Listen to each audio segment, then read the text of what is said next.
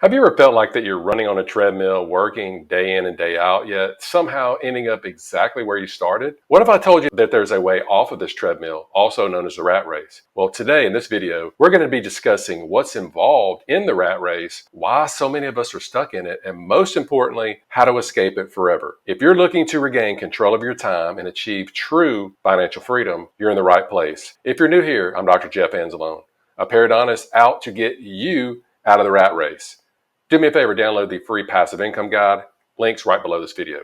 So rat race, Jeff, what exactly is a rat race? Let's break it down together. Imagine waking up each day to an alarm, rushing through your morning routine, and then commuting to a job where you spend most of your waking hours. Then to return home to start the same process again and again and again, day in, day out. If this sounds like you, then you're not alone. The rat race is this never-ending loop where we work hard just to keep up with our expenses, often sacrificing our happiness and personal time in the process. It's characterized by long hours, high stress, and little personal satisfaction. Does this sound familiar? Do you find yourself thinking about if you'll ever live to see the day where you don't have to run this exhausting race? I think all of us do. All right, let me talk to you a little bit about where I first learned about the rat race. I was initially introduced to this concept by reading Robert Kiyosaki's book, and you've probably heard about it before, Rich Dad, Poor Dad. Now, this was after I'd been practicing dentistry for about 12 years, and I injured my hand while snow skiing. This incident was actually my wake-up call that I had to provide financial security for my family, whether or not I could treat patients or not, because it's kind of hard to treat patients without your hands, right? Well, Kiyosaki defines the rat race as the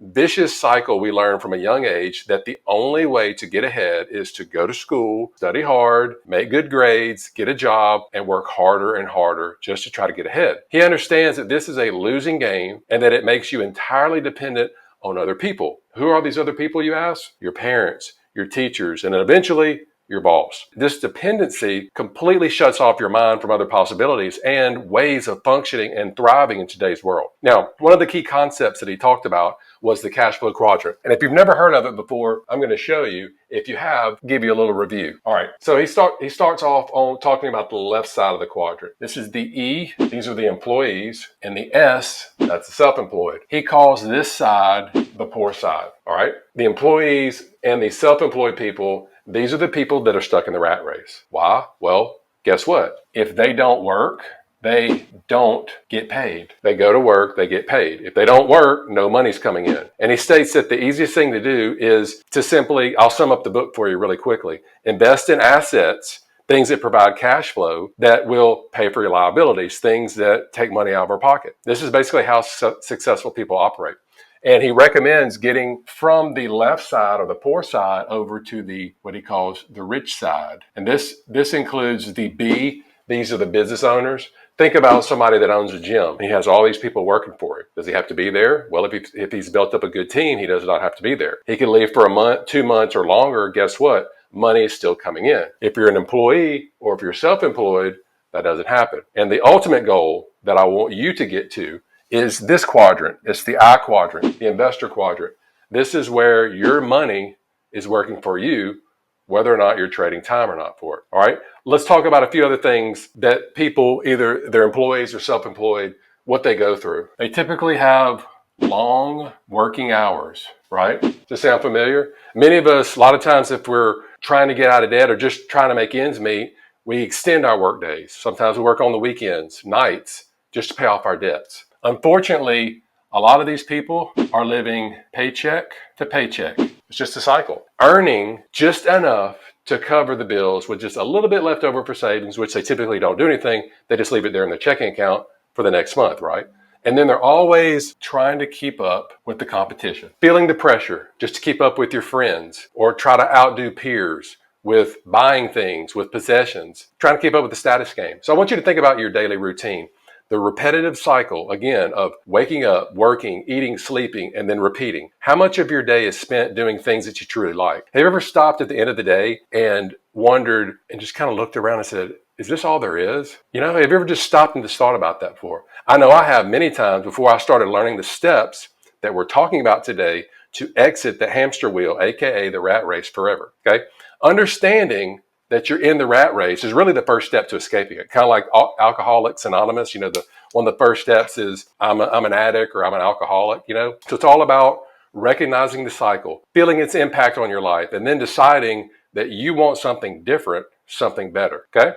Now that we know what the rat race looks like, let's talk about why it feels so hard to escape and what traps us in the cycle. So let's talk about the traps, okay? So we'll talk right here about the rat race traps. All right, trap number one, and we mentioned this briefly just a few minutes ago, high living cost, okay? High living cost. For most people, just covering monthly bills, they eat up most of their income, okay? When I went from a resident to got out, we started having kids and get a house so that we thought that we would stay in forever. But guess what? Kids grow up, they bring over other people, food bill goes up, change house, cars, schools, all this stuff. High living costs. It's never, wherever you are right now, more than likely, it's never going to be cheaper than it is in the future. Okay. So, but again, most people, just the monthly bills eat up most of their income. And then we talked a little bit right here about competition, and we're always having societal pressures, especially when, that we put off or we delayed gratification if we've gone to school for a long time. So whether it's trying to keep up with the Joneses or maintaining some type of certain image, societal expectations can make us spend way beyond our means. This is especially true for, again, doctor, dentist. I faced a lot of pressure when I started my practice. People don't understand that we start off 8, 10, sometimes 12 years behind when most people get out in the workforce with hundreds of thousands of dollars of student loan debt. When I got out almost 20 years ago, it was $300,000, which was a lot back then. Now, average is $500,000, $600,000. People, they only think of us as, there's a rich doctor or whatever. And we get these pressures they kind of give us this, they make us feel guilty for not already having the Mercedes or living in the doctor house or having the country club membership or whatever. Unfortunately, we get so much of this pressure, many of us actually cave into these expectations. And guess what it does? Traps you even longer. And then number 3, something that you probably think about a lot, but yet most people don't talk about it, is the job security, and the fears that go around it, okay? This is big, especially for this employee column, which a lot of people are in, okay?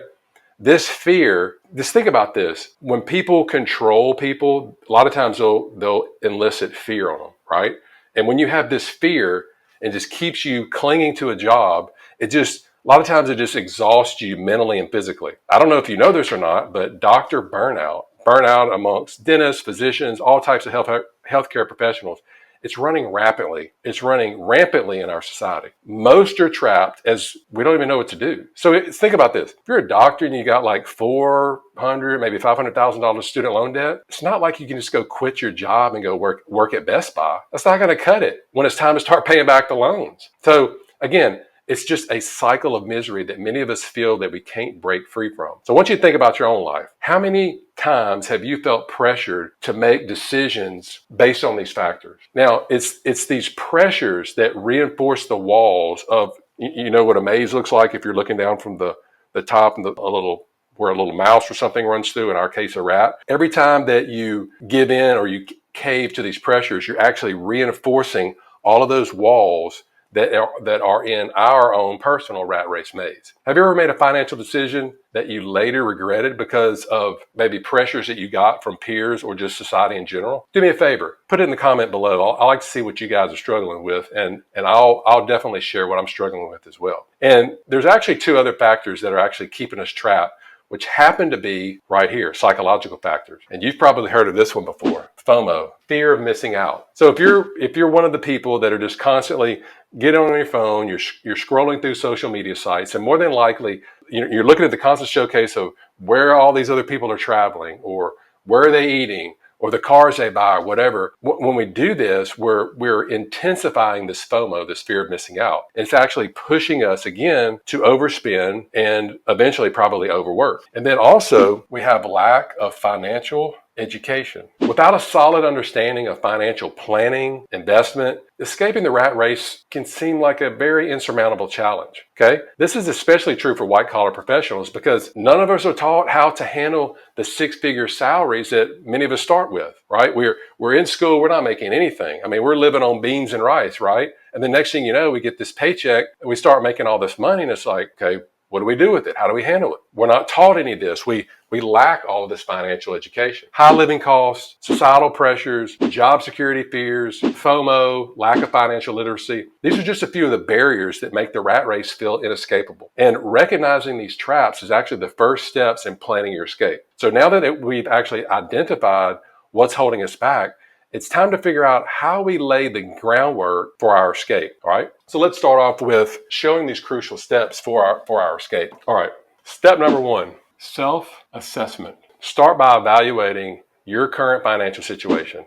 I want you to list out your income, all the income that's coming in, whether it's from a job or any other sources. List out all your expenses, your monthly expenses, your debts, and your savings. So you've got to figure out where you're starting. Literally, this snapshot is your starting line, because knowing exactly where your money goes each month, it actually reveals the truth about your financial health. And it's actually the first step in this whole process, okay? You got to know your starting point. Next, you've got to define your goals. Everybody's different, okay? Everybody's different. What financial freedom means to me is probably going to be different than what financial freedom means to you. A lot of times, I like to actually call it work optional. Okay, I like to get to the point of where you go to work and work is optional for you. This is the work optional place where you can go and you go to work because you want to go to work, not because you have to go to work. It's nice having options. When you're in the rat race, you don't have options, right? So think about, what does financial freedom mean to you? Is it freedom from debt? Is it the ability to travel? Or again, maybe retire early? Set SMART goals, okay? SMART goals: specific,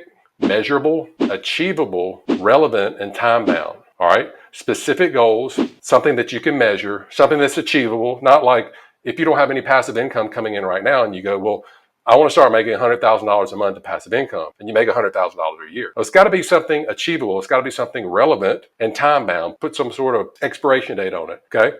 These goals are going to help you guide your decisions and keep you motivated on this journey. And then step number three, we discussed this a little bit earlier, is education. You need to educate yourself about money management, about investments, and about one of the main sources to get you out of the rat race in itself is passive income. Why? Because knowledge is power. In this case, it's the power to break free. Now, I've got hundreds of videos on this YouTube channel right now, and I've got hundreds of articles on my blog, debtfreedoctor.com, that can assist you with this, okay? Now that we've laid the groundwork, it's time to discuss practical strategies to get out of the rat race in the first place, all right? You've probably seen this illustration before of the bucket, of the leaky bucket. Here's my depiction of a bucket, and we'll just have a little pail right here, okay? So right now, this is your income, and it's coming into the bucket, all right? We're gonna act like this is water. It's dripping down. Now, everybody has a leaky bucket, so maybe this is your food bill for your kids. Maybe over here, it's eating out. Maybe over here, you spend way too much on Amazon that you shouldn't, okay? So here's your budget right here, and this money's coming in, you've got all these leaks coming out. As soon as you pour it in, it's going out, all right? Your first step in this whole process is to simply start plugging the leaks, okay? That's the first step. Prioritize expenses, okay? You need to figure out your wants versus your needs, okay? That's as big as figuring out assets and liabilities. Assets put money in your pocket, liabilities take money out of your pocket. Well, wants and needs, you may want a lot of stuff, but you don't need a whole lot of stuff. So right here, figuring out, again, we talked about where your money's going, that's going to tell you, eating out, is that a want or a need? Do you need to eat out? No, you don't have to eat out. Again, if you want to get out of the rat race, you have to take these steps, okay? You do these steps, I guarantee you're going to be successful, all right? Then look at your situation, figuring out, do you need to downsize? Just be honest with, look at your cars, if you have a bunch of boats, if you look at your house, okay? Do you need to downsize in any of those areas? Okay, consider maybe a smaller house. I mean, it's not forever, or a less expensive car. It's not forever. But again, if you want to break out of the rat race as quickly as possible, because houses, boats, cars, all that, They're not essential to your happiness. If you are a doctor or dentist, consider living like a medical student or a dental student again. The easiest time to do this is your first 5 years or less out of your schooling. And then frugality. Adopt habits like meal planning, discount shopping, things like that to cut daily costs. Again, this isn't forever. It's not forever. But I tell you what, you start doing some of this stuff, it actually makes you healthier. Because when you start, I started tracking my macros on my FitnessPal app, and I'm really geared into a protein goal, 180 to 200 grams of protein a day. Well, it's hard to do that eating out. And we started eating more at home, eating a bunch of, chicken, fish, turkey, those types of things, a lot of eggs, egg whites, omelets. And guess what happens when we started doing it? We didn't do this because we wanted to cut back on expenses or whatever. We did this because we want to be healthier. And in return, guess what? Eating at home, doing all this stuff, it's way cheaper than eating out. Okay, so doing all these things is going to help you, not only your financial situation, could help your health too. All right, so next I want you to think of your income up here.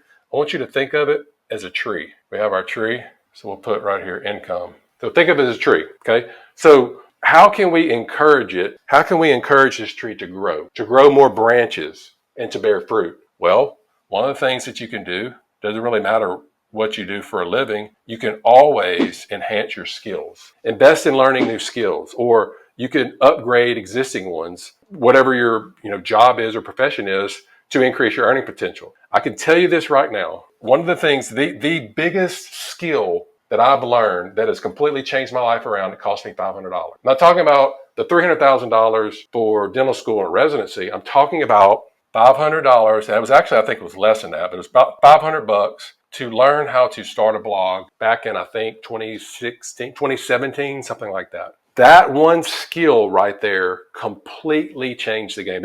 It's why I'm talking to you right now, okay? So anything like that, to learn a new skill or upgrade ones that you have, can completely change your life. I'm living proof. Do you have to be smart to start a blog? No. I knew how to push the power button and turn my computer on at that time when I was learning that.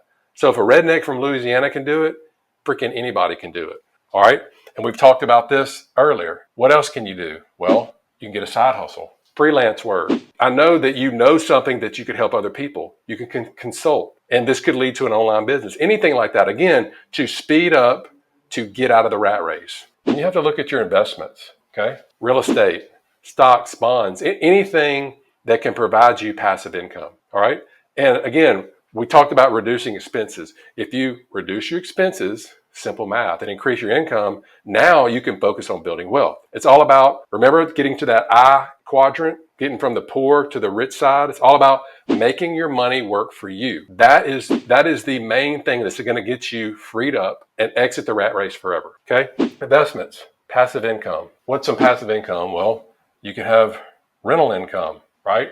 You can have dividends from stocks. You can have revenue from businesses, your business or businesses. But the main thing is you want the business that does not require your direct involvement. So to effectively leverage passive income, let's go over the steps. So we've already identified the passive income sources, okay? Now or you can go online and search, but I want you to find opportunities that are actually going to be aligned with your interests and your financial goals. When I started my blog, I wanted to start telling people what I was learning about real estate, doctors, dentists, healthcare professionals. So when I hurt my hand, I was like, man, if I can't work, I can't provide. And as I was learning all of these things about money and passive income, because I was on the Dave Ramsey path, I'm like, man, 401k, work until I'm 70. And I started learning about how all these rich people operate. I was like, wait, it's totally opposite of what everybody's doing. Nobody got on the front of Forbes magazine by investing in the 401k. They didn't. And I was like, well, how, at that time, I didn't want to get on camera. I was like, how can I get the word out? Well, I can start writing about it. I can start a blog. Okay. So once I started writing about it, and then people were reaching out to me and asking about YouTube or videos and things like that. And at that time, I was actually learning from YouTube. So I just started taking the blog and then started this YouTube channel. Okay. And I just started repurposing it. Now I'm taking these and putting them in the YouTube shorts and Instagram and Facebook and all that stuff. But the main thing is the blog. So again, find opportunities that you're interested in. All right. Then you have to assess how much, and whatever that is, how much do you need to invest? Okay. And the potential income that you can make in whatever this is in this to get you your passive income. You just start with the end in mind and work backwards. Sometimes people will call me and go, Jeff, well, I need, $100,000 a year, and they're trying to figure it out. Well, if you just find an investment that's paying, let's say it's paying 8%, and you've got $1 million investment, that's 80,000 a year. So just start with passive income, start with the end in mind and work backward. But again, we're investing for cash flow now. We're not talking about putting money in a 401k and waiting until we're 59 and a half. We're talking about now, replacing your expenses now so you can escape the rat race forever. And so the first step to becoming financially independent, again, is to manage your spending, right? You got to figure out where you are, what's your starting line, where's the money. You got to know how much coming in, you got to know how much going out. You have to have a budget. You have to have something. It's so easy to do. You can go on your phone. If you have, like us, we put everything on a credit card, all of our personal expenses on a credit card. All you do is just pull up a report for monthly or yearly report. You take that. If you still have a mortgage, you put the two together. That should be simple. Okay. I mean, you should be able to get that in just a couple minutes. Okay. I'm telling you guys, don't skip over this. This is so important to do. Okay. Figuring out where your money's going. Because again, your goal is to replace your monthly expenses with this passive income. I can't tell you the feeling it gets when you start having these checks come in or these direct deposits. You got $500 here and you get a $500 bill from something, and it's like, well, dang, I just paid for that bill. I just paid that bill and I didn't have to go treat patients. It's just a different way to think about money. It's a shift. And then you get another source in and you pay another bill. And the next thing you know, I've got a trailer park in Louisiana that's paying our mortgage. And it teach me that in dental school. And now, again, it's the way that you approach things. So if you want to buy, if we want to buy a car or truck or boat or whatever, I go out and get the asset that's going to pay the liability. And when you start thinking about that and that starts happening and over and over and over, and then guess what? You'll get to the point then, congratulations, you've escaped the rat race forever because you've gotten to the point where work is optional because you have enough money coming in to pay your bills. I'm telling you, it's not hard, but you have to start. You got to start. Most people, they try to get everything perfect and lined up. You just got to start. Now, I know we really glanced over the cash flow quadrant really quick, but that has been one of the cornerstones because it makes you think most people don't think how they make money. It makes you start thinking how. You never stop to think about that. You have what you know, and then you have research shows we have things that we know. We know a car goes down the road, but then there's a whole category of you don't know what you don't know.